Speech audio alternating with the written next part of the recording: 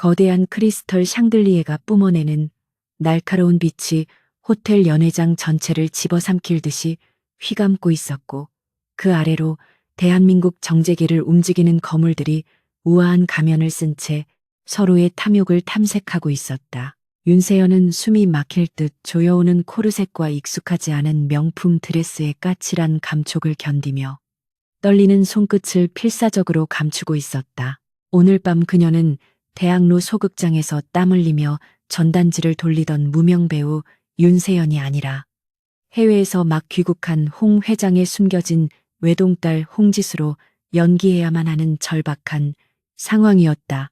그녀의 발을 옥죄는 하이힐은 마치 유리구두가 아니라 깨진 유리 조각 위를 걷는 형벌 도구처럼 느껴졌지만, 그녀는 거울 속에서 수백 번 연습했던 오만하고 도도한 미소를 입가에 억지로 매달았다. 이 화려한 연극이 실패로 돌아가는 순간 그녀를 기다리는 것은 아버지가 남긴 천문학적인 빚더미와 차가운 감옥뿐이라는 사실이 그녀의 척추를 타고 서늘하게 기어올랐다. 연회장의 중심에는 마치 중력의 중심점처럼 모든 사람의 시선을 빨아들이는 한 남자가 서 있었는데, 그가 바로 아우라 그룹의 젊은 총수이자 냉철한 승부사로 불리는 강태주였다.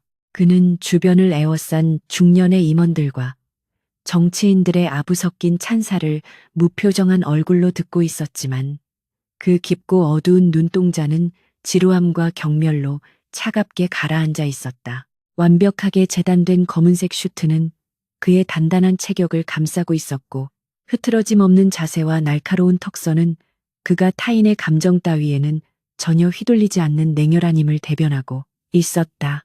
세연은 그를 바라보는 것만으로도 심장이 발밑으로 뚝 떨어지는 듯한 공포를 느꼈지만, 브로커가 건넨 시나리오에 따르면 오늘 밤 반드시 강태주의 눈에 들어야만 이 위험한 도박에서 살아남을 수 있었다. 강태주는 손에 든 샴페인 잔을 가볍게 흔들며 눈앞에서 떠들어대고 있는 건설사 사장의 비굴한 웃음을 묵묵히 관찰하고 있었지만, 그의 머릿속은 이미 이 무의미한 사교 파티를 어떻게 하면 가장 효율적으로 끝낼 수 있을지 계산하고 있었다. 그때 연회장 입구 쪽에서 묘한 위화감이 느껴지는 한 여자가 그의 시야각 안으로 들어왔는데, 그녀는 분명 최고급 드레스를 입고 있었지만 어딘지 모르게 그 옷이 그녀를 입고 있는 듯한 어색함이 묻어났다. 태주는 본능적으로 그 여자가 이질적인 존재임을 감지했고, 사냥감을 발견한 맹수처럼 나른했던 신경을 곤두세우며 그녀의 일거수일투족을 쫓기 시작했다. 그녀가 사람들의 시선을 피하려 애쓰면서도 동시에 누군가를 찾고 있는 듯한 불안한 눈빛은 태주의 흥미를 자극하기에 충분했고, 그는 본능적으로 그녀가 자신에게 접근할 것임을 예감했다. 세연은 심호흡을 한번 크게 내쉬고는 강태주가 있는 방향으로 천천히 걸음을 옮겼는데, 한 걸음 떼을 때마다 심장 박동 소리가 고막을 때릴 듯이 크게 울려 퍼졌다. 그녀는 우아하게 걷기 위해 온몸의 근육을 긴장시켰지만 다리는 후들거렸고, 손에는 식은땀이 배어나와 클러치 백을 쥐고 있는 것이 버거울 지경이었다.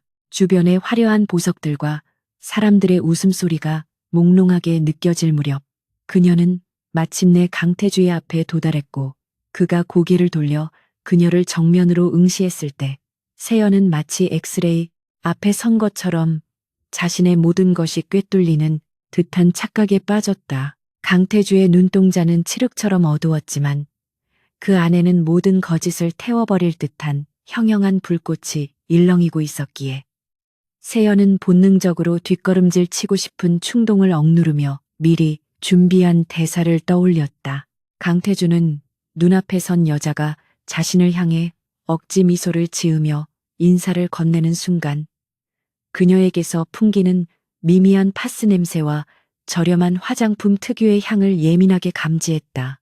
홍지수라고 자신을 소개한 그녀의 목소리는 꾀꼬리처럼 맑았지만 끝부분이 미세하게 떨리고 있었고, 이는 훈련받은 재벌가 자제들의 오만함과는 거리가 먼 생존 본능에서 기인한 떨림이었다. 태주는 그녀의 인사를 정중하게 받아주는 척하며 그녀가 내민 손을 부드럽게 잡았는데 그 순간 그의 손가락 끝에 닿은 거칠고 딱딱한 감촉이 그의 가설을 확신으로 바꿔놓았다.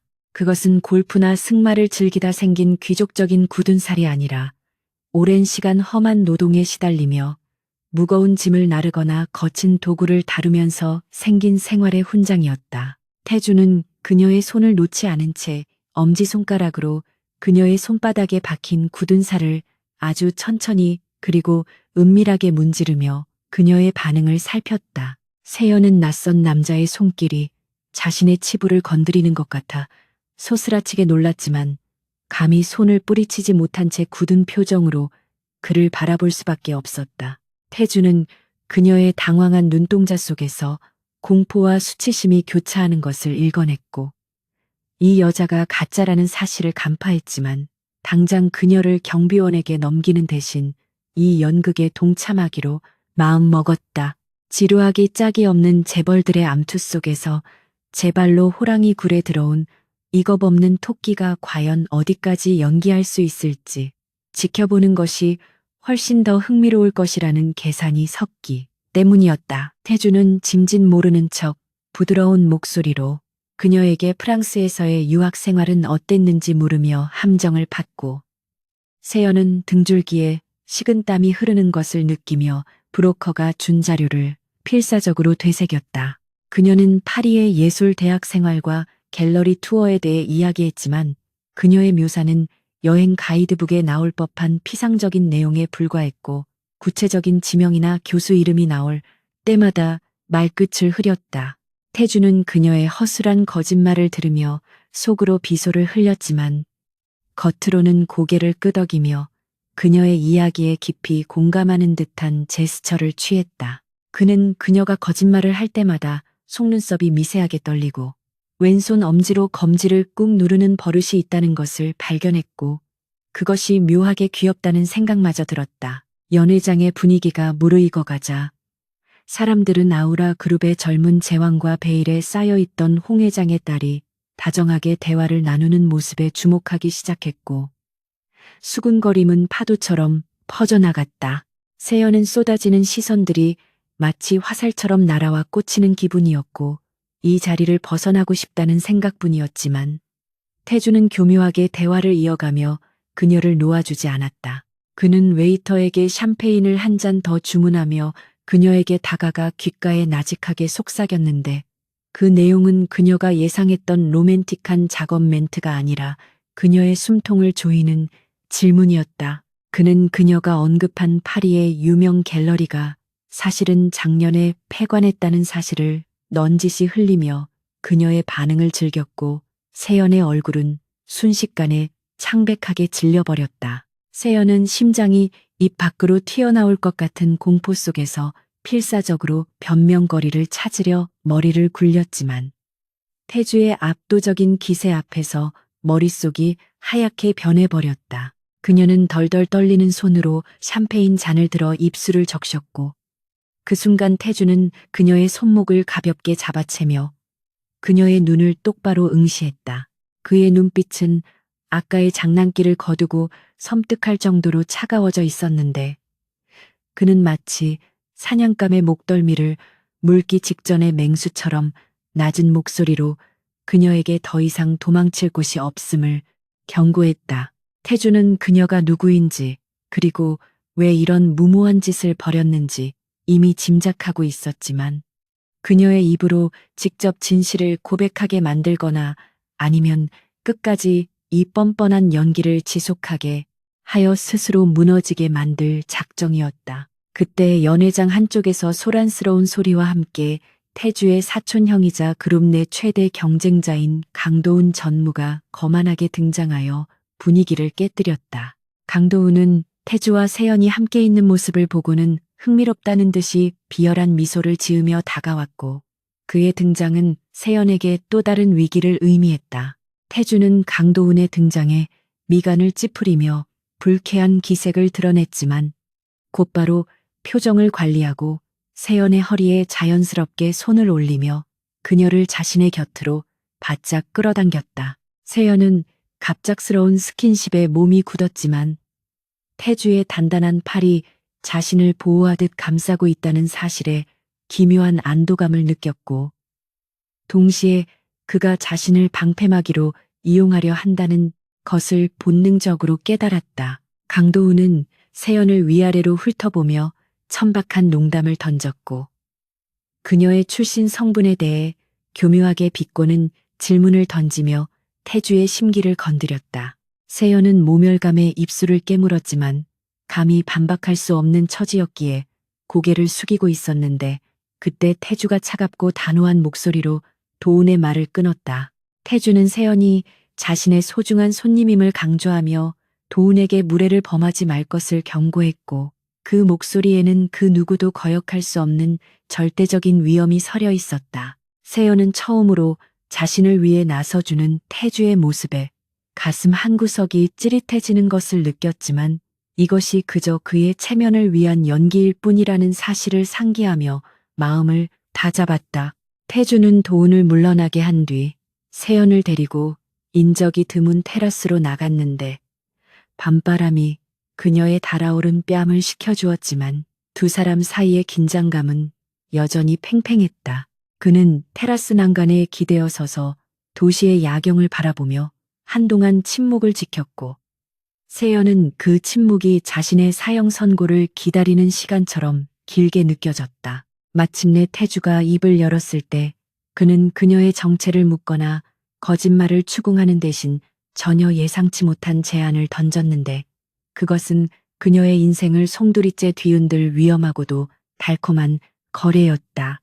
그는 그녀에게 계속해서 홍지수 연기를 해달라고 요구하며 그 대가로 그녀가 상상할 수조차 없는 거액을 제시했다. 세연은 자신의 귀를 의심하며 그를 쳐다보았고, 태주는 여전히 무표정한 얼굴로 주머니에서 담배를 꺼내 물며 그녀의 대답을 기다렸다. 그는 이미 그녀가 돈이 절실하게 필요하다는 것을 간파하고 있었고, 자신의 정치적 입지를 굳히기 위해 꼭두각시 인형이 필요했기에 이 거래는 두 사람 모두에게 이득이 되는 비즈니스라고 판단했다. 하지만 세연에게 그것은 영혼을 파는 행위나 다름없었고, 한번 발을 들여놓으면 영원히 빠져나올 수 없는 무시로 걸어 들어가는 것과 같았다. 그녀는 거절해야 한다고 이성은 외치고 있었지만 머릿속에는 병상에 누워있는 아버지와 매일 밤 문을 두드리는 사채업자들의 협박이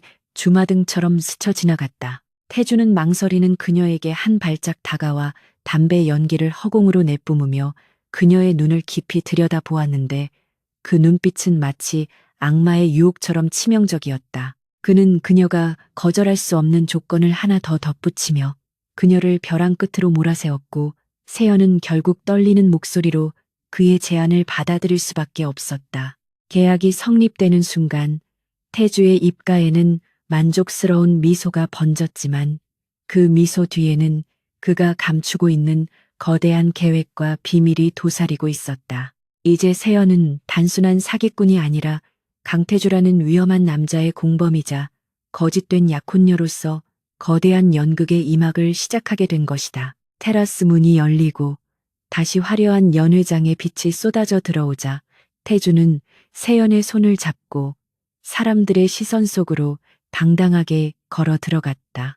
카메라 플래시가 터지고 사람들의 환호와 박수가 쏟아지는 가운데 세연은 태주의 손을 꽉 잡으며 이 남자가 자신을 구원할 동아줄인지 아니면 파멸로 이끌 올가미인지 혼란스러워했다. 하지만 분명한 것은 오늘 밤이 지나면 다시는 예전의 윤세연으로 돌아갈 수 없다는 사실이었고, 그녀는 가면을 쓴 채 춤추는 무도회의 주인공이 되어 멈출 수 없는 소용돌이 속으로 몸을 던졌다. 그녀의 손에 남은 태주의 온기는 뜨거웠지만 그 온기가 심장까지 도달하기에는 두 사람 사이에 놓인 거짓의 벽이 너무나 높고 견고했다. 강태주의 집무실은 마치 거대한 얼음성의 중심부처럼 차갑고 정적인 공기가 흐르고 있었으며, 통유리 너머로 보이는 서울의 화려한 스카이라인은 그가 가진 권력의 크기를 말해주는 듯했다. 윤세연은 최고급 가죽 소파 끝에 위태롭게 걸터 앉아 탁자 위에 놓인 두툼한 계약서를 내려다보고 있었는데 그 종이 뭉치가 마치 자신의 목을 조여올 밧줄처럼 느껴져 숨을 쉬는 것조차 힘들었다.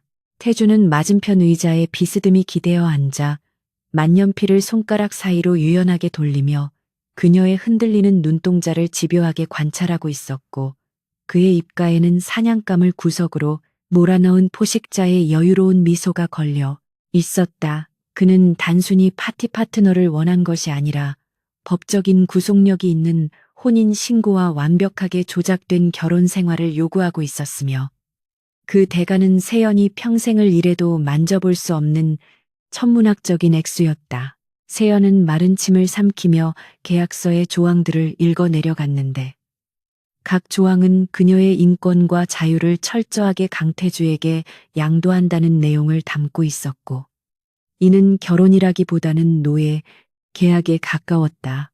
그녀가 주저하며 입술을 달싹이자 태주는 기다렸다는 듯이 서류 봉투 하나를 더 꺼내 던졌는데 그 안에는 세연의 아버지가 진 빚의 내역과 사채업자들의 협박 녹취록 그리고 병원에 누워있는 아버지의 현재 상태가 적나라하게 담겨 있었다. 태주는 그녀의 가장 아픈 약점을 정확히 파악하고 있었고 그녀가 도망칠 수 있는 모든 퇴로를 미리 차단해 놓았음을 잔인할 정도로 친절하게 보여주었다. 그는 낮은 목소리로 지금 이 방을 나가면 그녀의 아버지는 길거리로 나앉게 될 것이고 그녀 역시 빚쟁이들에게 끌려가 끔찍한 결말을 맞이할 것이라고 경고했다. 그 순간 세연의 머릿속에는 어젯밤 집 앞에서 마주쳤던 사채업자들의 흉포한 얼굴과 아버지를 향한 욕설이 생생하게 떠올라 온몸이 사시나무 떨리듯 전율했다. 그들은 이자를 갚지 않으면 병실에 찾아가 산소 호흡기를 떼어버리겠다고 협박했고 세연은 바짓가랑이를 붙잡고 빌었지만 그들에게 자비란 존재하지 않았다. 그녀에게 남은 선택지는 자신의 인생을 포기하고 강태주의 가짜 신부가 되어 아버지의 목숨을 구하거나 아니면 비참한 현실 속에서 서서히 말라 죽어가는 것뿐이었다. 세연은 주먹을 꽉 쥐어 손톱이 살을 파고드는 고통으로 정신을 붙잡으려 애썼지만 눈앞이 캄캄해지는 절망감은 쉽게 사라지지 않았고 결국 그녀는 떨리는 손으로 만년필을 집어들 수밖에 없었다. 하지만 태주는 그녀가 서명하려는 순간 갑자기 손을 뻗어 그녀의 손목을 낚아채며 제지했는데 그의 손길은 뜨거우면서도 강압적이었다. 그는 단순히 서명만으로 끝날 문제가 아니라며 그녀가 홍지수라는 가면을 얼마나 완벽하게 소화할 수 있을지 직접 검증하겠다고 선언했다. 그는 그녀를 데리고 최고급 일식당의 은밀한 룸으로 자리를 옮겼고 그곳에는 이미 정갈하게 차려진 음식들과 함께 숨막히는 긴장감이 감돌고 있었다. 태주는 맞은편에 앉아 식사 예절부터 시작해 홍지수의 가상의 어린 시절 기억까지 교묘하고 집요한 질문들을 쏟아내며 세연을 시험대에 올렸다. 그것은 단순한 대화가 아니라 그녀의 임기응변 능력과 담력을 테스트하는 혹독한 면접이자 취조와도 같았다. 세연은 브로커에게 받은 자료를 필사적으로 떠올리며 대답했지만 태주의 질문은 예상 범위를 벗어나기 일쑤였고 그때마다 그녀는 식은땀을 흘리며 본능적인 연기력으로 위기를 모면해야 했다. 태주는 홍지수가 어린 시절 겪었던 승마 사고에 대해 물으며 그녀의 반응을 살폈고 세연은 잠시 망설이다가 말에서 떨어져 다리를 다쳤던 기억을 지어내며 고통스러운 표정을 연기했다. 사실 자료에는 그런 내용이 없었지만 그녀는 부유층 자제들이라면 의뢰 겪었을 법한 에피소드를 즉석에서 창조해냈고 태주의 눈빛이 순간 날카롭게 빛나는 것을 놓치지 않았다. 태주는 그녀의 거짓말을 간파했음에도 불구하고 모르는 척 고개를 끄덕이며 묘한 만족감을 드러냈는데 이는 그녀가 사실 여부와 상관없이 상황을 모면하는 능력이 탁월하다는 것을 인정했기 때문이었다. 식사가 이어지는 동안 태주는 일부러 까다로운 와인 리스트를 들이밀며 그녀에게 주문을 맡겼고 세연은 당황했지만 과거 드라마 촬영을 위해 속성으로 배웠던 와인 지식을 총동원해 가장 무난하면서도 품격 있어 보이는 빈티지를 골랐다. 그녀가 와인잔을 흔들며 향을 음미하는 심예를 하자 태주는 피식 웃으며 잔을 부딪혔는데 그 웃음은 그녀의 연기가 귀여워서인지 아니면 가소로워서인지 분간하기 힘들었다. 태주는 잔을 비우며 넌지시 홍지수의 어머니가 즐겨 듣던 클래식 곡에 대해 물었고 세연은 순간적으로 말문이 막혀 젓가락을 떨어뜨릴 뻔했다. 자료에는 어머니에 대한 정보가 거의 없었기에 그녀는 짧은 침묵 속에서 필사적으로 머리를 굴려야 했고 결국 가장 대중적인 쇼팽의 녹턴을 언급하며 위기를 넘기려 했다. 태주는 그녀의 대답을 듣고 잠시 침묵하더니 잔에 남은 술을 단숨에 들이키고는 홍지수의 어머니는 클래식을 혐오했다는 사실을 굳이 지적하지 않았다. 그는 세연이 벼랑 끝에서 발버둥 치는 모습을 즐기고 있었고 그녀가 거짓말로 쌓아 올린 위태로운 성이 언제 무너질지 지켜보는 것이 이 지루한 일상의 새로운 자극이 된다고 생각했다. 그는 세연에게 다가가 흐트러진 머리카락을 귀 뒤로 넘겨주며 아주 다정하지만 뼈가 있는 목소리로 앞으로는 더 완벽하게 거짓말을 해야 할 것이라고 충고했다. 그의 손길이 닿은 곳마다 불에 데인 듯한 감각이 남았고 세연은 이 남자가 자신의 모든 것을 꿰뚫어보고 있다는 공포감에 몸을 움츠렸다. 검증이 끝난 후 다시 집무실로 돌아온 두 사람 사이에는 이전보다 더 무겁고 끈적한 공기가 흐르고 있었고 이제 세연은 선택의 여지가 없음을 뼈저리게 실감했다. 태주는 책상 위에 놓인 계약서를 턱으로 가리키며 이제 진짜 결정을 내리라고 재촉했고 세연은 심호흡을 한 번 크게 내쉬고는 떨리는 손으로 계약서 마지막 장에 서명을 남겼다. 펜촉이 종이를 긁는 소리가 적막한 공간에 날카롭게 울려 퍼졌고 그 소리는 마치 그녀의 자유가 끝났음을 알리는 종소리와도 같았다. 세연이 펜을 내려놓자 태주는 계약서를 집어들어 만족스러운 듯 훑어보고는 금고 깊숙한 곳에 보관하며 이제부터 그녀는 공식적으로 강태주의 약혼녀이자 아우라 그룹의 안주인 후보가 되었음을 선언했다. 계약이 성립되자 태주는 즉시 비서실장에게 연락해 결혼 준비를 지시했고 세연에게는 당장 내일부터 자신의 저택으로 들어와 살 것을 명령했다. 세연은 갑작스러운 동거 통보에 경악하며 반발했지만 태주는 완벽한 연기를 위해서는 24시간 붙어 있어야 하며 사촌형 강도훈의 감시망을 피하기 위해서는 어쩔 수 없는 선택이라고 일축했다. 그는 그녀에게 개인 소지품은 아무것도 가져올 필요 없으며 머리부터 발끝까지 자신이 준비한 것들로만 채워질 것이라고 말하며 그녀의 과거를 완전히 지워버리겠다는 의지를 드러냈다. 세연은 자신이 마치 주인의 취향대로 꾸며지는 인형이 된 것 같은 기분을 느꼈지만 이미 계약서에 서명한 이상 그의 명령을 거부할 권리는 그녀에게 없었다. 태주는 멍하니 서 있는 세연에게 다가와 그녀의 턱을 가볍게 들어 올리며 눈을 맞췄고 그의 깊은 눈동자 속에는 소유욕과 통제욕이 뒤섞인 복잡한 감정이 소용돌이치고 있었다.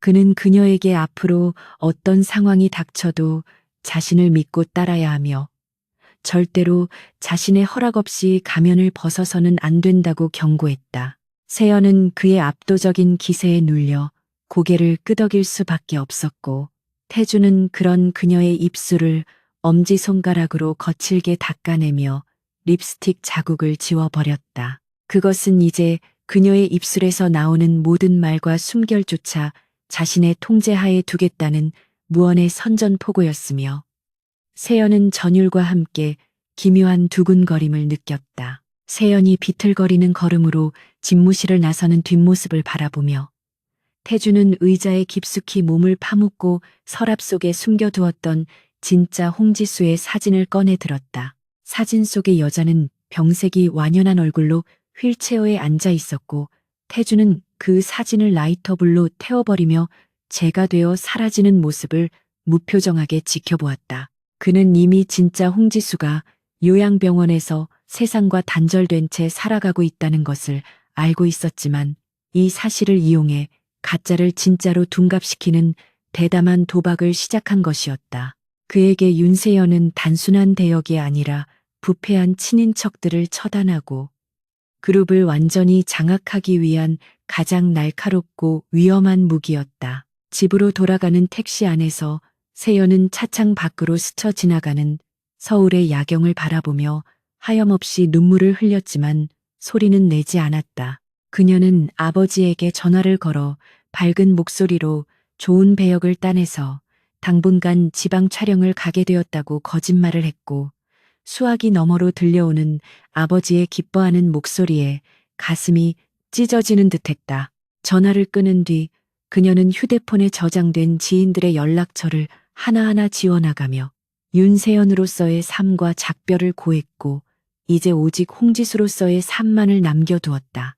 그녀가 도착한 낡은 반지하 방은 이제 곧 떠나야 할 과거의 유물이 되어 쓸쓸하게 그녀를 맞이했고 그녀는 짐을 싸는 대신 바닥에 누워 천장의 얼룩을 바라보며 잠들지 못하는 밤을 보냈다. 다음 날 아침 일찍 태주가 보낸 검은색 세단이 그녀의 집 앞에 도착했고 정장을 입은 수행원들이 그녀를 에스코트하기 위해 도열해 있었다. 동네 사람들의 호기심 어린 시선을 뒤로한 채 차에 오르는 세연의 표정은 비장함을 넘어 처연하기까지 했고 닫히는 차문은 마치 감옥의 철문처럼 묵직한 소리를 냈다.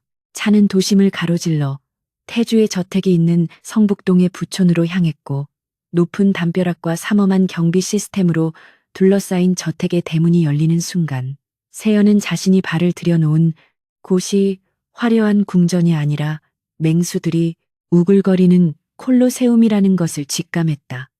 그리고 저택 현관에는 강태주가 팔짱을 낀 채 차가운 조각상처럼 서서 그녀가 걸어 들어오는 모습을 기다리고 있었다. 성북동 저택의 거대한 철문이 닫히는 소리는 마치 세상과의 단절을 알리는 신호탄처럼 무겁게 울려 퍼졌고 윤세연은 차가운 대리석 바닥 위에 서서 압도적인 천장 높이의 주눅이 든 채 숨조차 크게 쉬지 못하고 있었다.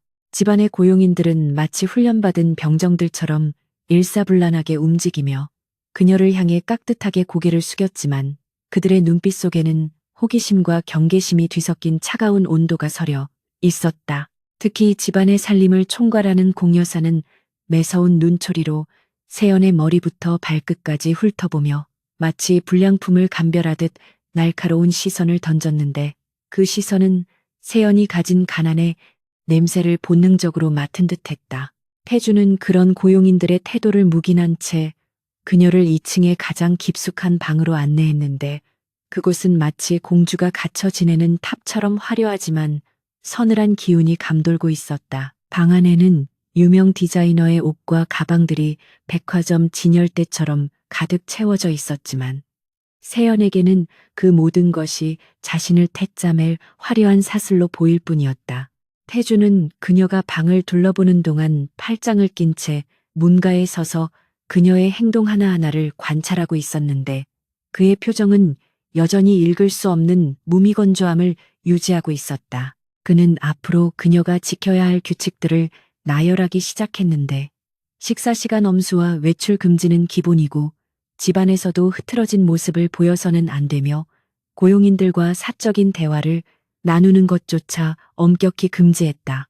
세연은 마치 군대 입소식에 온 신병처럼 긴장한 채 그의 말을 경청했고 태주는 그녀의 긴장한 어깨를 보며 묘한 만족감을 느끼면서도 동시에 가슴 한구석에서 알 수 없는 연민이 피어오르는 것을 억누르려 했었다. 그는 그녀에게 신용카드를 건네며 필요한 것이 있으면 사라고 말했지만 그 카드가 자유를 위한 도구가 아니라 그녀의 동선을 감시하기 위한 전자발찌와 다름없다는 사실을 굳이 설명하지 않았다. 저녁 식사 시간은 세연에게 있어 가장 고통스러운 고문과도 같았는데 길게 뻗은 식탁 끝과 끝에 마주 앉은 두 사람 사이에는 숨 막히는 침묵만이 감돌았다. 최고급 셰프가 요리한 스테이크와 수프가 차려졌지만 세연은 혹여나 식사 예절을 틀릴까봐 포크와 나이프를 쥔 손에 지나치게 힘을 주어 손가락 마디가 하얗게 질려 있었다. 그녀는 배가 고파도 음식을 남겨야 한다는 강박관념에 시달리며 접시의 절반도 비우지 못했고 물을 마시는 것조차 조심스러워하며 태주의 눈치를 살폈다. 태주는 그런 그녀의 부자연스러운 모습을 묵묵히 지켜보다가 무심한 듯 자신의 접시에 있던 고기를 썰어 그녀의 접시 쪽으로 밀어주었는데 그 투박한 행동은 그가 할 수 있는 최대한의 배려였다. 세연은 놀란 눈으로 그를 쳐다보았지만 태주는 시선을 피하며 와인 잔을 기울였고 그 순간 차가운 공기 속에 아주 미세한 온기가 스며들었다. 식사가 끝난 후 세연은 습관적으로 그릇을 정리하려 자리에서 일어났는데 그 순간 식당 안의 공기가 얼어붙은 듯 멈춰섰고 시중들던 메이드들이 경악한 표정으로 그녀를 바라보았다. 재벌가 아가씨가 직접 그릇을 치운다는 것은 상상할 수 없는 일이었기에 공여사의 눈썹이 꿈틀거리며 의심의 빛이 짙어졌고 세연은 자신의 실수를 깨닫고 얼굴이 붉게 달아올랐다. 그때 태주가 냅킨으로 입을 닦으며 차분한 목소리로 프랑스에서는 귀족들도 하인을 존중하는 의미로 자신의 자리는 스스로 정리하는 문화가 있다고 둘러대며 상황을 수습했다. 말도 안 되는 변명이었지만 주인의 말이 곧 법인 이 집안에서 토를 달 사람은 없었고 태주는 자연스럽게 세연의 손을 잡아 식당을 빠져나왔다. 복도를 걷는 동안 태주는 세연의 손을 놓지 않고 꽉 쥐고 있었는데 아무도 없는 서재에 들어서자마자 그는 그녀의 손을 거칠게 뿌리치며 벽으로 몰아세웠다.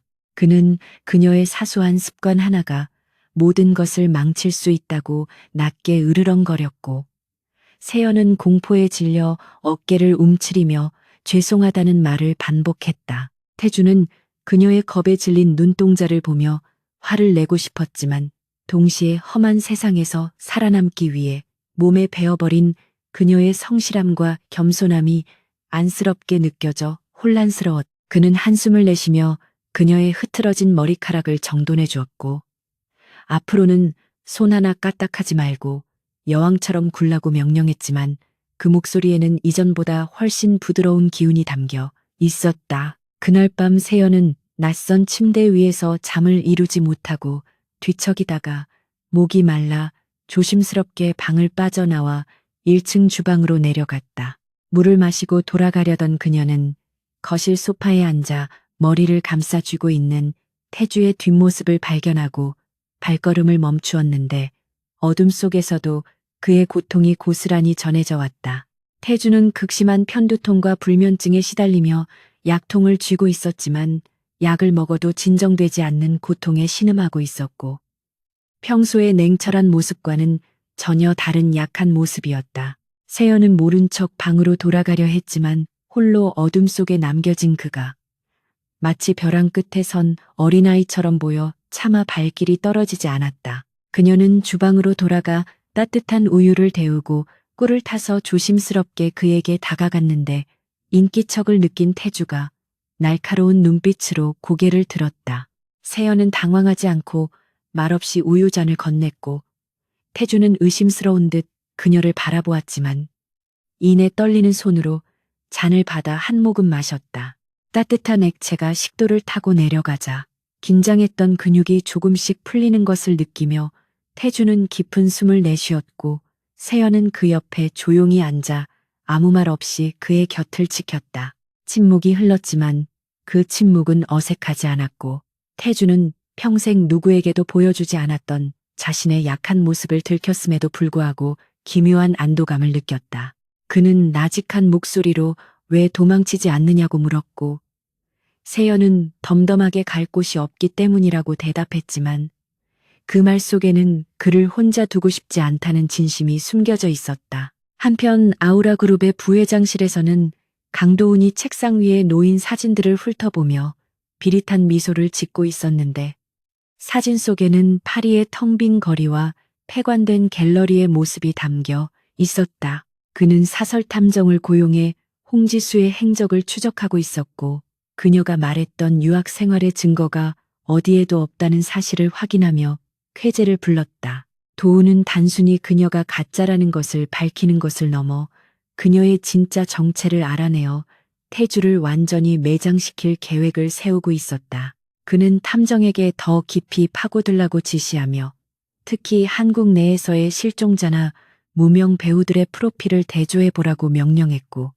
이는 세연의 숨통을 조여오는 치명적인 위협의 시작이었다. 며칠 후 태주는 세연을 데리고 그룹 창립 기념 리셉션에 참석하기 위해 준비를 서둘렀는데, 이는 그녀가 공식적으로 사교계에 데뷔하는 중요한 자리였다. 유명 메이크업 아티스트와 스타일리스트들이 동원되어 세연을 완벽한 재벌가 약혼녀로 변신시켰고, 거울 앞에 선 그녀의 모습은 눈부시게 아름다웠지만 그 눈동자는 불안으로 흔들리고 있었다.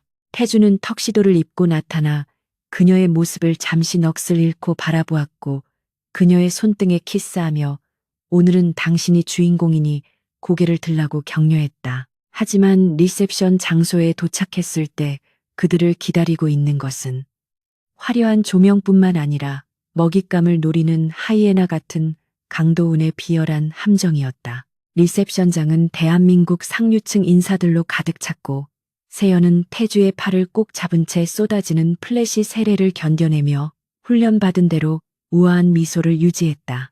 그때 강도운이 낯선 외국인 신사를 대동하고 그들에게 다가왔는데, 그는 프랑스 대사관에서 일하는 문화 담당관이라며 홍지수 양과 불어로 대화를 나누고 싶어 한다고 소개했다. 이것은 세연의 어설픈 불어 실력을 만천하에 공개하여 망신을 주려는 도운의 명백한 도발이었고, 세연의 얼굴은 순식간에 하얗게 질려버렸다.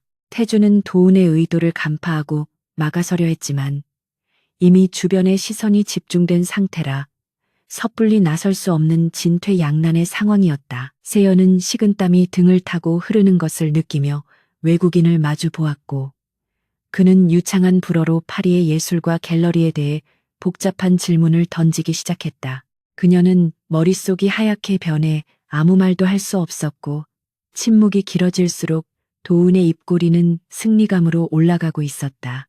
바로 그 순간 태주가 자연스럽게 끼어들어 유창한 불어로 대사관 직원에게 정중하게 양해를 구하며, 지수 씨가 얼마 전 목감기를 심하게 앓아 목소리를 내기 힘들다고 거짓말을 했다. 태주는 유머 섞인 농담으로 분위기를 전환시키며 직원의 관심을 자신에게로 돌렸고, 세연의 허리를 감싸 안으며 보호하듯 그녀를 자신의 품으로 당겼다.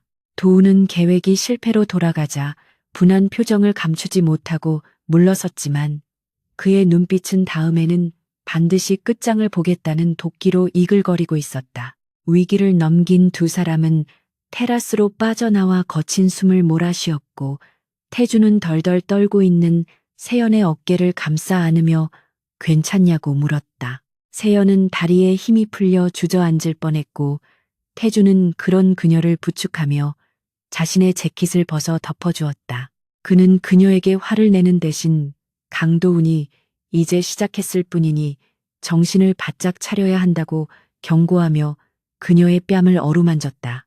그의 손길은 경고라기보다는 위로에 가까웠고, 세연은 그 투박한 손길에서 처음으로 든든한 보호막을 느꼈다. 집으로 돌아오는 차 안에서 세연은 창밖을 바라보며 태주에게 자신 때문에 그가 곤란해질까봐 두렵다고 솔직하게 고백했다.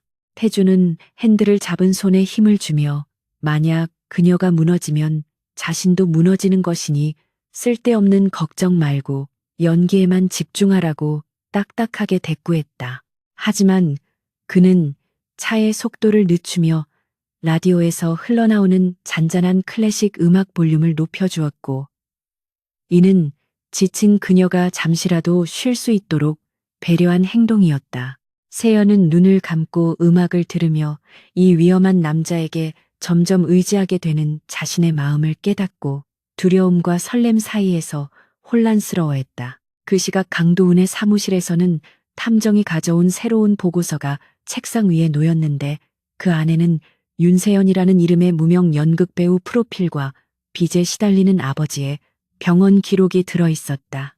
탐정은 사진 속의 윤세연과 현재의 홍지수가 동일 인물일 가능성이 99%라고 보고했고, 도훈은 미친 듯이 웃음을 터뜨리며 승리의 축배를 들었다. 그는 이 결정적인 증거를 이용해 결혼식 당일 태주를 나락으로 떨어뜨릴 완벽한 시나리오를 구상하기 시작했고, 어둠 속에서 그의 눈은 뱀처럼 사악하게 빛났다. 폭풍전야의 고요함 속에서 태주와 세연은 서로에게 조금씩 스며들고 있었지만, 파멸의 그림자는 이미 그들의 목덜미까지 다가와 있었다. 결혼식을 불과 사흘 앞둔 밤, 윤세연의 휴대폰이 칠흑 같은 어둠 속에서 발작하듯 진동하기 시작했고, 액정에 뜬 발신자 정보 없음이라는 글자는 그녀의 심장을 옥죄는 공포의 서막이었다. 떨리는 손으로 전화를 받자마자 수화기 너머로 들려오는 것은 지옥에서 기어 올라온 듯한 사채업자의 걸걸한 웃음소리와 함께 50억이라는 터무니없는 금액의 요구였다. 그는 세연이 재벌가 사모님이 된다는 소식을 뉴스로 접했다며 원래의 빚보다 10배나 불어난 이자를 내놓지 않으면 식장에 나타나 그녀의 아버지가 병상에서 피를 토하는 사진을 하객들에게 뿌리겠다고 협박했다. 세연은 입을 틀어막고 주저앉아 제발 살려달라고 애원했지만 상대방은 사흘 뒤 식장 로비에서 보자는 섬뜩한 말을 남기고 전화를 끊어버렸고, 그녀는 끊어진 전화기를 붙잡고 소리 없는 비명을 질렀다. 절망은 거기서 멈추지 않고 마치 파도처럼 연이어서 그녀를 덮쳐왔는데, 다음 날 아침 그녀의 방 앞으로 도착한 퀵서비스 상자가 그 증거였다. 발신인이 적혀 있지 않은 상자 안에는 세연이 대학로 연극 무대에 섰던 시절의 팸플릿과 그녀가 아르바이트하던 편의점의 CCTV 캡처 사진들이 적나라하게 담겨 있었고, 그 맨 위에는 강도훈의 명함이 꽂혀 있었다. 명함 뒷면에는 가면 무도회는 끝났다라는 짧고 간결한 문구가 적혀 있었는데, 이는 도훈이 그녀의 정체를 완벽하게 파악했음을 알리는 사형 선고나 다름없었다. 세연은 사진들을 보며 온몸의 피가 차갑게 식어내리는 것을 느꼈고, 이 사실이 밝혀지는 순간 강태주가 입게 될 치명적인 타격과 아우라 그룹의 주가 폭락, 그리고 그가 쌓아온 모든 것이 무너져 내릴 참상이 머릿속에 생생하게 그려졌다. 세연은 태주의 집무실 문틈으로 그가 심각한 표정으로 서류를 검토하고 있는 모습을 몰래 훔쳐보았는데, 그의 미간에 잡힌 깊은 주름이 그녀의 가슴을 후벼 파는 듯했다. 처음에는 그저 돈 때문에 시작한 연극이었고 그를 두려운 포식자로만 여겼지만, 지난 시간 동안 그가 보여준 투박한 배려와 고독한 뒷모습을 지켜보며 그녀의 마음속에는 어느새 사랑이라는 감정이 싹트고 있었다. 하지만 자신은 그에게 씻을 수 없는 오점이자 약점일 뿐이었고, 자신의 사랑이 그를 파멸로 이끄는 독이 된다면 차라리 그 독을 품고 사라지는 것이 그를 위한 마지막 도리라고 생각했다. 그녀는 문고리를 잡았던 손을 힘없이 떨구며 돌아섰고, 눈가에 고인 눈물이 뺨을 타고 흘러내려 바닥을 적셨지만 그녀는 닦아낼 생각조차 하지 못했다. 그날 밤 세연은 태주가 잠든 틈을 타 책상 앞에 앉아 떨리는 손으로 편지를 써 내려가기 시작했는데, 종이 위로 뚝뚝 떨어지는 눈물 자국이 글자를 번지게 만들었다. 그녀는 구차한 변명 대신 모든 것이 자신의 욕심에서 비롯된 사기극이었으며, 태주는 아무런 잘못이 없다는 거짓 자백을 담아 그가 피해자로 남을 수 있도록 배려했다. 편지 옆에는 태주가 프러포즈 때 끼워주었던 다이아몬드 반지를 빼서 올려놓았는데, 그 반지가 손가락에서 빠져나가는 순간 마치 신체의 일부가 잘려나가는 듯한 고통이 밀려왔다. 그녀는 마지막으로 잠든 태주의 얼굴을 눈에 담기 위해 침대맡으로 다가가 그의 이마에 닿을 듯 말 듯 조심스럽게 손을 뻗었지만 차마 만지지 못하고 허공에서 주먹을 쥐며 숨죽여 오열했다. 새벽 3시 저택을 감싸고 있는 짙은 안개는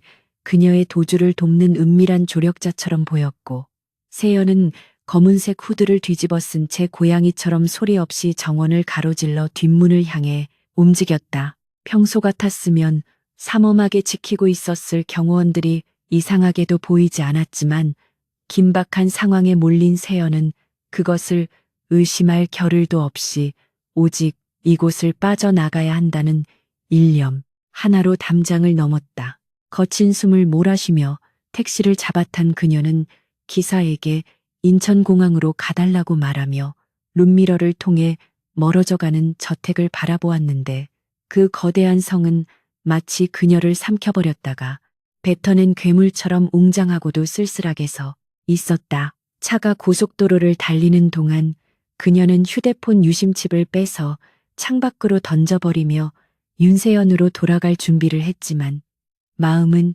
여전히 그 저택의 차가운 방 안에 머물러 있었다. 인천공항의 새벽 공기는 살을 애는 듯 차가웠고 텅 빈 출국장은 그녀의 공허한 마음을 대변하듯 적막감이 감돌고 있었다. 세연은 가장 빠른 비행기 표를 구하기 위해 카운터로 향하며 주위를 두리번거렸는데 지나가는 사람들의 시선이 모두 자신을 쫓는 감시자들의 눈빛처럼 느껴져 모자를 더욱 깊게 눌렀었다. 그녀는 일본으로 가는 편도 티켓을 손에 쥐고 탑승 게이트로 향하는 무빙워크에 올랐는데 발밑이 움직이는 감각이 마치 그녀를 지옥으로 실어 나르는 컨베이어 벨트처럼 느껴져 현기증이 일었다. 이제 이 게이트만 통과하면 강태주라는 남자는 영원히 닿을 수 없는 꿈속의 인물이 될 것이고 자신은 다시 빚쟁이들에게 쫓기는 도망자의 삶으로 돌아가게 될 것이었다. 그러나 그녀가 출국 심사대로 향하는 마지막 코너를 도는 순간 검은 양복을 입은 건장한 사내들이 벽처럼 길을 막아서며 그녀의 앞을 가로막았다. 세연이 당황하여 뒷걸음질 치려는 찰나 그들 사이가 갈라지며 낯익은 구두 소리와 함께 강태주가 천천히 걸어 나왔는데 그의 표정은 분노라기보다는 서늘한 정적에 가까웠다. 그는 마치 산책 나온 사람처럼 여유로운 태도였지만 눈동자만은 활활 타오르는 집착의 불꽃으로 이글거리고 있어 세연은 그 자리에서 얼어붙은 채 꼼짝도 할 수 없었다. 태주는 그녀의 손에 들린 여권과 티켓을 낚아채듯 빼앗아 확인하고는 헛웃음을 터뜨리며 그것들을 바닥에 던져버렸고 종이 조각들은 힘없이 흩어졌다. 태주는 세연에게 한 발짝 다가와 그녀를 내려다보며 도대체 어디로 도망칠 생각이었냐고 나직하게 물었는데 그 목소리는 너무나 부드러워서 오히려 더 끔찍한 공포를 자아냈다. 세연은 덜덜 떨며 자신을 보내달라고 당신을 위해서 떠나는 것이라고 울먹였지만 태주는 그녀의 말을 묵살하며 그녀의 손목을 강하게 쥐어끌었다. 그는 이미 그녀가 도망칠 것을 알고 있었으며 집을 나서는 순간부터 공항에 도착할 때까지 그녀의 모든 동선을 실시간으로 지켜보고 있었다는 사실을 잔인하게 고백했다. 세연은 그가 자신을 놓아준 것이 아니라 쥐덫에 갇힌 쥐가 얼마나 발버둥 치는지 구경하고 있었다는 사실에 전율하며 다리에 힘이 풀려 주저앉을 뻔했다. 태주는 경호원들을 물리고 세연을 공항 VIP 라운지의 밀실로 데려가 소파에 앉힌 뒤 그녀 앞에 서류 봉투 하나를 던졌는데 그 안에는 놀랍게도 사채업자들의 신체 포기 각서와 강도훈이 준비했던 폭로 자료의 원본이 들어 있었다. 세연은 믿을 수 없다는 표정으로 서류를 훑어보았고 태주는 팔짱을 낀 채 창밖의 활주로를 바라보며 담담하게 입을 열었다. 그는 처음 그녀를 만난 순간부터 그녀의 정체를 알고 있었을 뿐만 아니라 그녀의 아버지가 진 빚을 몰래 갚아주고 사채업자들을 협박해 입을 막아놓은 지 오래였다고 털어놓았다. 그는 강도훈이 움직일 때를 기다려 그를 일망타진하기 위해 세연을 미끼로 쓴 면도 있지만 그녀가 자신을 믿고 털어놓기를 끝까지 기다렸다고 말했다. 세연은 태주의 고백에 충격을 받아 말을 잇지 못하고 멍하니 그를 올려다보았는데 그의 눈빛은 이제껏 보지 못했던 깊은 슬픔과 갈망으로 젖어 있었다. 태주는 그녀 앞에 한쪽 무릎을 꿇고 앉아 그녀의 차가운 손을 자신의 두 손으로 감싸쥐며 자신이 필요했던 것은 완벽한 홍지수가 아니라 부족하고 상처투성이인 윤세연, 당신이었다고 고백했다. 그는 그녀가 도망치려 했던 이유가 자신을 보호하기 위해서였다는 것을 알기에 화를 낼 수 없었지만 그녀가 자신을 믿지 못하고 떠나려 했다는 사실에는 견딜 수 없는 배신감을 느꼈다고 말했다. 그의 손에서 전해지는 뜨거운 온기는 세연의 얼어붙은 심장을 녹여내렸고 그녀는 참아왔던 눈물을 터뜨리며 고개를 떨구었다. 태주는 우는 세연의 얼굴을 감싸 올리며 엄지손가락으로 눈물을 닦아주었고 이제 선택은 그녀의 몫이라고 단호하게 말했다. 이 문을 나가서 영원히 사라지든지 아니면 자신의 손을 잡고 지옥 같은 결혼식장으로 들어가 강도훈과 세상을 향해 보란 듯이 엿을 먹이든지 둘 중 하나를 선택하라고 강요했다. 그는 만약 그녀가 떠난다면 다시는 찾지 않겠지만 그녀의 아버지는 다시 위험해질 것이고 자신은 괴물이 되어 세상을 부숴버릴지도 모른다고 덧붙였다. 그것은 협박이라기보다는 그녀 없이는 살 수 없다는 절박한 구애였으며 세연은 그제야 이 남자가 가진 권력 뒤에 숨겨진 외로움과 자신을 향한 맹목적인 사랑을 온전히 이해하게 되었다. 긴 침묵 끝에 세연은 태주의 손을 맞잡으며 떨리지만 단호한 목소리로 당신 곁에 있겠다고 대답했고 그 순간 태주는 그녀를 부서질 듯 끌어안았다. 두 사람의 심장 박동이 하나로 겹쳐지며 공항 라운지의 차가운 공기는 뜨거운 열기로 바뀌었고 태주는 그녀의 귓가에 이제부터 진짜 쇼를 보여주겠다고 속삭였다. 그는 미리 준비해둔 새로운 드레스를 그녀에게 보여주며 내일 결혼식은 단순한 예식이 아니라 강도훈과 그를 따르는 무리들을 단죄하는 처형식이 될 것이라고 선언했다. 세연은 더 이상 가짜 신부 홍지수가 아니라 강태주의 여자 윤세연으로서 그 전쟁터에 함께 뛰어들기로 결심하며 눈빛을 빛냈다. 다시 저택으로 돌아가는 차 안에서 세연은 태주의 어깨에 머리를 기대며 창밖으로 떠오르는 아침 해를 바라보았는데 그 붉은 태양은 마치 다가올 피비린내 나는 복수극을 예고하는 듯했다. 태주는 그녀의 손을 놓지 않은 채 비서실장에게 전화를 걸어 예정대로 진행하라고 짧게 지시했고 그 목소리에는 한치의 망설임도 없는 확신이 담겨 있었다. 강도훈은 승리의 단꿈에 젖어 있겠지만 그는 자신이 파놓은 함정이 사실은 태주가 설계한 거대한 무덤이라는 사실을 꿈에도 모른 채 파멸을 향해 걸어오고 있었다. 폭풍우가 몰아치기 직전의 고요함 속에서 두 사람은 서로의 체온을 나누며 다가올 운명의 시간을 기다렸고 이제 그들에게 남은 것은 전면전뿐이었다. 대한민국 상위 1%만이 초대받았다는 아우라 그룹의 결혼식장은 그야말로 돈으로 쌓아 올린 거대한 성체와 같았고 천장에서는 수천 개의 크리스털이 쏟아질 듯이 빛나며 하객들의 눈을 멀게 할 기세였다. 식장 곳곳에 장식된 희귀한 꽃들의 향기가 진동하는 가운데 윤세연은 신부 대기실의 거울 앞에 앉아 자신의 모습을 응시했는데 거울 속의 여자는 더 이상 빚에 쫓기던 가난한 연극 배우가 아니었다. 그녀는 강태주가 선물한 수십억 원대의 티아라와 순백의 드레스를 입고 있었지만 그녀를 가장 빛나게 하는 것은 보석이 아니라 죽음을 각오하고 전장에 나가는 장수의 비장함이 서린 눈빛이었다. 그녀는 떨리는 손을 주먹 쥐며 심호흡을 했고 이제 곧 시작될 쇼가 자신의 인생을 건 마지막 무대임을 되새기며 마음속으로 태주가 했던 약속을 굳게 믿기로 다짐했다. 결혼식 시작을 알리는 웅장한 오케스트라의 연주가 울려 퍼지자 거대한 문이 열리고 세연은 수백 명의 하객과 쏟아지는 카메라 플래시 속으로 걸어 들어갔는데 그 걸음걸이에는 한 치의 망설임도 없었다. 버진 로드 끝에는 강태주가 턱시도를 입고 조각상처럼 서서 그녀를 기다리고 있었는데 그의 눈빛은 주변의 소란을 모두 지워버릴 만큼 강렬하게 오직 세연만을 향하고 있었다. 하객석 앞줄에는 강도훈이 비릿한 미소를 머금은 채 앉아 있었고 그는 곧 터뜨릴 폭탄을 기대하며 손가락으로 의자 팔걸이를 톡톡 두드리는 여유를 부리고 있었다. 세연이 태주의 앞에 도착하자 태주는 그녀의 손을 단단히 잡으며 안심하라는 듯이 살짝 힘을 주었고 두 사람은 서로의 체온을 느끼며 폭풍전의 고요함을 함께 견뎌냈다. 주례사가 시작되고 엄숙한 분위기가 흐르던 찰나 예상대로 강도훈이 자리를 박차고 일어나며 식장 전체를 뒤흔들 만큼 큰 소리로 이 결혼은 사기라고 외쳤다.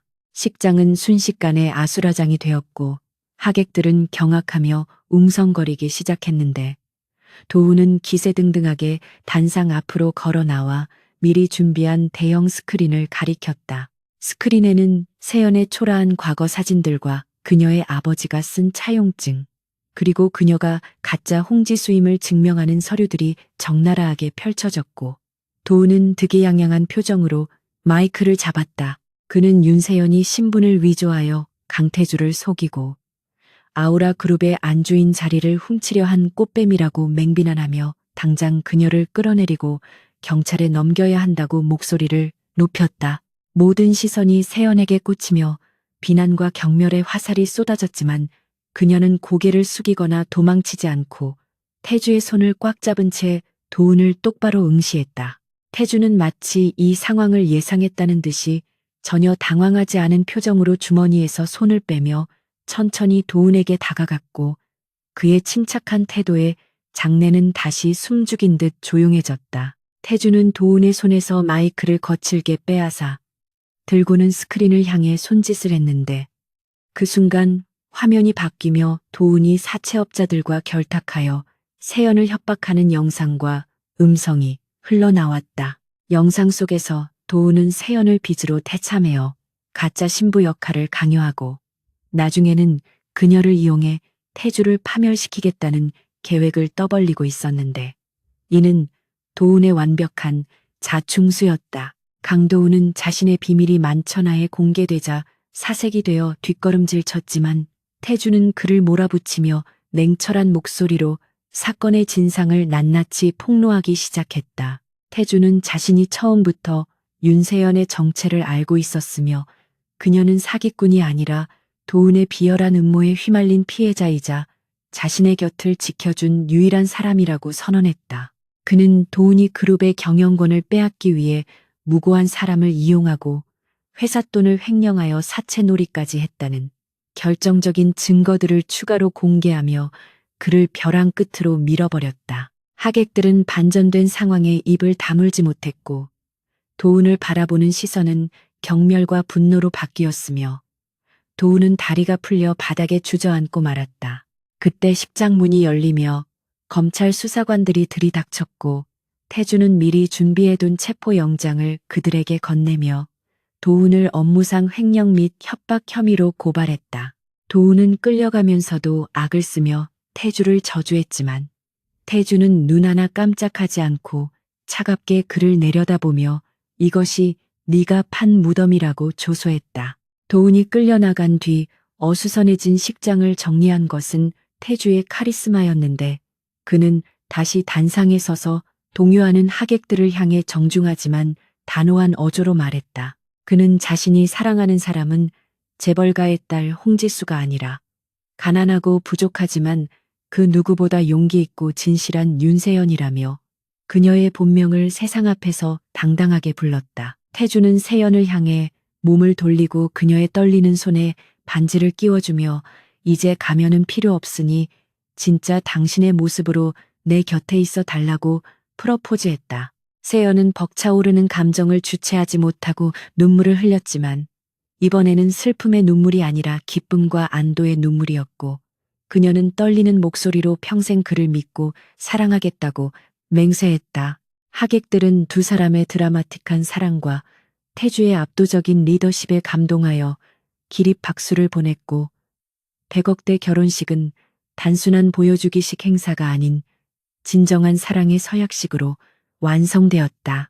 카메라 플래시가 별빛처럼 쏟아지는 가운데 태주는 세연의 허리를 감싸 안고 깊게 입을 맞추었고 그 순간 두 사람은 거짓으로 시작된 관계가 진실한 사랑으로 거듭나는 기적을 확인했다. 결혼식이 끝난 후 피로 현장으로 이동하는 리무진 안에서 세연은 긴장이 풀려 태주의 어깨에 기대어 잠시 눈을 붙였는데 태주는 그런 그녀의 얼굴을 사랑스럽게 바라보며 머리카락을 쓸어주었다. 그는 비서실장에게 전화를 걸어 언론 보도 자료를 검토하고 도은의 잔당들을 완전히 제거하기 위한 후속 조치를 지시하며 완벽한 승리를 굳혔다. 이제 그들에게 위협이 되는 존재는 모두 사라졌고 태주는 세연이 더 이상 과거의 그늘에 갇혀 살지 않도록 그녀의 아버지 병원 문제와 빚 문제를 깨끗하게 해결해 두었다는 사실을 나중에 깜짝 선물로 알려줄 생각이었다. 차창 밖으로 보이는 서울의 야경은 여전히 화려했지만 이제 그 불빛들은 세연을 위협하는 감시의 눈이 아니라 두 사람의 앞날을 축복하는 등불처럼 따뜻하게 느껴졌다. 그날 밤 호텔 스위트룸의 테라스에서 두 사람은 와인잔을 기울이며 지나간 일들을 회상했는데 세연은 자신이 처음 저택에 들어왔을 때의 공포와 긴장감을 이야기하며 웃음을 터뜨렸다. 태주는 그녀가 거짓말을 할 때마다 귀를 만지작거리는 버릇이 얼마나 귀여웠는지 고백하며 그녀를 놀렸고 두 사람은 처음으로 아무런 비밀도 계산도 없이 서로를 마주보며 웃을 수 있었다. 세연은 태주에게 앞으로는 연기가 아닌 진짜 자신의 모습으로 그에게 힘이 되는 아내가 되고 싶다고 말했고 태주는 이미 그녀가 존재만으로도 자신에게 구원이라며 그녀의 이마에 키스했다. 밤하늘에 뜬 달은 그 어느 때보다 밝게 빛나고 있었고 두 사람의 그림자는 하나로 겹쳐져 길게 늘어졌다. 다음 날 아침 조간신문 일면은 강태주 회장의 영화 같은 결혼식과 강도훈 전무의 구속 소식으로 도배되었고 여론은 태주의 편으로 완전히 기울었다. 세연은 더 이상 숨겨진 가짜 신부가 아니라 신데렐라 스토리의 주인공으로 대중의 관심을 받게 되었지만 그녀는 그 화려한 수식어보다 강태주의 아내라는 이름 하나면 충분하다고 생각했다. 그녀는 창가에 서서 아침 햇살을 맞으며 새로운 하루를 시작했고 이제 그녀의 앞에는 거짓과 불안으로 점철된 가시밭길이 아닌 태주와 함께 걸어갈 단단한 꽃길이 펼쳐져 있었다. 태주가 뒤에서 다가와 그녀를 백허그하며 귓가에 사랑한다고 속삭였고 세연은 그 따뜻한 온기에 몸을 맡기며 비로소 자신이 집에 돌아왔음을 실감했다. 계절의 여왕이라 불리는 5월의 햇살이 성북동 저택의 정원에 눈부시게 쏟아지고 있었고 겨우내 앙상했던 가지마다 연초록 잎사귀들이 돋아나 생명의 기운을 뽐내고 있었다. 윤세연은 거실 창가에 서서 정원을 손질하는 정원사의 평화로운 움직임을 바라보며 손에 쥔 따뜻한 허브차의 온기를 느끼고 있었는데 불과 몇 달 전만 해도 상상조차 할 수 없었던 평온함이 그녀의 일상을 채우고 있었다. 100억 원의 결혼식 이후 세상은 한동안 아우라 그룹의 파격적인 스캔들로 떠들썩했지만 강태주의 치밀한 언론 통제와 진정성 있는 대응 덕분에 여론은 오히려 두 사람의 드라마틱한 로맨스를 응원하는 쪽으로 급선회했다. 세연은 더 이상 가짜 신분인 홍지수로 불리지 않았고 당당하게 자신의 이름인 윤세연으로 불리며 그룹의 안주인으로서 그리고 한 남자의 아내로서 새로운 삶을 뿌리내리고 있었다. 그녀의 가장 큰 마음의 짐이었던 아버지는 태주의 전폭적인 지원 덕분에 대학병원 VIP 병실에서 수술을 성공적으로 마치고 재활치료에 전념하고 있었다. 며칠 전 병원을 찾았을 때 아버지는 휠체어에 앉아 창밖을 바라보며 자신 때문에 딸이 겪었을 고초를 생각하며 눈물을 흘렸지만 세연은 아버지의 거친 손을 잡으며 그 모든 과정이 자신을 성장시켰고 결국 태주라는 사람을 만나게 해준 운명이었다고 위로했다. 빚쟁이들의 위협이 사라진 아버지는 비로소 편안한 미소를 되찾았고 그 모습을 지켜보는 세연의 가슴 속에서도 오랫동안 응어리져 있던 죄책감과 불안이 눈 녹듯 사라져 내렸다. 태주는 바쁜 일정 중에도 틈틈이 병원에 들러 장인어른의 말 동무가 되어주곤 했는데 그 무뚝뚝하지만 진심 어린 태도에서 세연은 그가 단순히 돈으로 문제를 해결하는 것이 아니라 가족으로서의 책임을 다하려 한다는 것을 느낄 수 있었다. 한편 강도훈과 그 일당들에 대한 법의 심판은 가혹하고 철저하게 진행되었는데 횡령과 사기 그리고 협박 혐의가 모두 인정되어 그는 징역형을 선고받고 차가운 철창 신세를 지게 되었다. 그룹 내에서 도훈을 추종하던 세력들은 태주의 무자비한 숙청 칼바람에 추풍낙엽처럼 쓸려나갔고 아우라 그룹은 이제 완벽하게 강태주의 1인 체제하에 재편되어 더욱 강력한 추진력을 얻게 되었다. 태주는 도훈이 수감된 날 저녁 식사 자리에서 뉴스에 나오는 그의 모습을 말없이 응시하다가 TV를 꺼버리며 세연에게 이제 우리를 방해할 장애물은 영원히 사라졌다고 담담하게 선언했다. 그 말투는 승리자의 도취감이 아니라 지켜야 할 것을 지켜낸 가장의 안도감에 가까웠고 세연은 그런 그의 손등 위에 자신의 손을 포개며 묵묵히 지지를 보냈다. 세연은 결혼 후 집에만 갇혀 지내는 인형 같은 삶을 거부하고 태주와 상의 끝에 다시 자신의 본업인 연극 무대로 돌아가기로 결심했다. 처음에는 재벌가 사모님이 대학로 소극장에서 연기를 한다는 것에 대해 우려 섞인 시선도 있었지만 태주는 그녀가 가진 재능이 썩는 것을 원치 않는다며 적극적으로 그녀의 활동을 지지해 주었다. 세연은 화려한 명품 대신 땀 냄새 배인 연습복을 입고 동료들과 함께 뒹굴며 연습에 매진했고 무대 위에서만큼은 누군가의 아내가 아닌 배우 윤세연으로서 뜨거운 열정을 불태웠다. 그녀의 복귀작은 전성 매진을 기록했고 관객들은 그녀의 진솔한 연기에 환호했으며 평단 역시 그녀가 가진 깊이 있는 내면, 연기에 호평을 쏟아냈다. 공연의 마지막 날 태주는 예고도 없이 극장을 찾아와 맨 뒷좌석에서 모자를 눌러쓴 채 그녀의 연기를 지켜보았다. 무대 조명을 받으며 울고 웃는 세연의 모습은 그가 처음 파티장에서 보았던 가짜 홍지수의 모습보다 훨씬 더 아름답고 생동감이 넘쳤다. 커튼콜이 끝나고 분장실로 돌아온 세연은 문 앞에 놓인 거대한 꽃다발과 함께 나의 유일한 주연 배우에게라는 카드를 발견하고 행복한 웃음을 터뜨렸다. 태주는 분장실 박복도 벽에 기대어 그녀가 나오기를 기다리고 있었고 땀범벅이 된 채 뛰어나온 세연을 아무렇지도 않게 끌어안으며 수고했다는 짧은 말로 그녀의 노력을 인정해 주었다. 두 사람은 화려한 리무진 대신 태주가 직접 운전하는 차를 타고 강변북로를 달리며 소소한 데이트를 즐겼고 차 안에는 그들이 좋아하는 클래식 음악과 함께 편안한 침묵이 흘렀다. 집으로 돌아온 두 사람은 서재에 마주 앉아 와인 한 잔을 기울이며 지난 시간들을 회상했는데 태주는 금고에서 낡은 서류 봉투 하나를 꺼내 테이블 위에 올려놓았다. 그것은 두 사람을 침잠했던 계약 결혼 합의서였고 태주는 라이터를 켜서 망설임 없이 그 종이에 불을 붙였다. 불꽃이 종이를 집어삼키며 타오르는 모습을 바라보며 태주는 이제 우리 사이에는 어떤 계약도 조건도 필요 없으며 오직 서로에 대한 믿음만이 존재할 뿐이라고 말했다. 세연은 재가 되어 사라지는 계약서를 보며 비로소 자신이 썼던 가면이 완전히 불타 없어진 것 같은 해방감을 느꼈고 태주의 목을 끌어안으며 그에게 깊은 키스를 선물했다. 그날 밤 그들은 침실의 발코니에 서서 서울의 야경을 내려다보았는데 멀리서 반짝이는 불빛들이 마치 그들의 앞날을 축복하는 촛불처럼 보였다. 태주는 세연을 등 뒤에서 안으며 앞으로 살아가면서 또다시 시련이 닥칠 수도 있고 세상이 우리를 흔들려 할 수도 있겠지만 당신이 내 곁에 있는 한 나는 절대 무너지지 않을 것이라고 고백했다.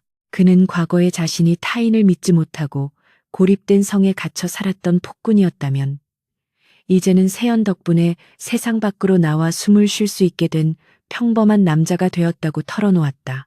세연은 그의 가슴에 머리를 기대며 당신이 나를 구원했듯이 나 또한 당신을 영원히 지킬 것이며 우리는 서로의 약점을 감싸 안는 가장 완벽한 파트너가 될 것이라고 속삭였다. 다음 날 아침 세연은 태주보다 조금 일찍 눈을 떠잠든 그의 얼굴을 가만히 들여다보았는데 경직되어 있던 미간은 편안하게 펴져 있었고 규칙적인 숨소리는 평화로웠다. 그녀는 침대맡에 놓인 액자 속 사진을 바라보았는데 그곳에는 가면을 벗어 던지고 활짝 웃고 있는 두 사람의 결혼식 사진이 담겨 있었다. 세연은 조용히 침대에서 일어나 커튼을 걷었고 방 안으로 쏟아져 들어오는 찬란한 아침 햇살이 태주의 얼굴을 비추자 그가 천천히 눈을 떴다. 눈을 뜨자마자 세연을 찾으며 손을 뻗는 태주를 보며 세연은 그 손을 맞잡았고 두 사람은 서로를 마주보며 환하게 미소 지었다. 이제 그들에게는 거짓된 연극도 숨막히는 긴장감도 없었지만 그 빈자리는 일상의 소소한 행복과 깊은 신뢰로 채워져 있었다.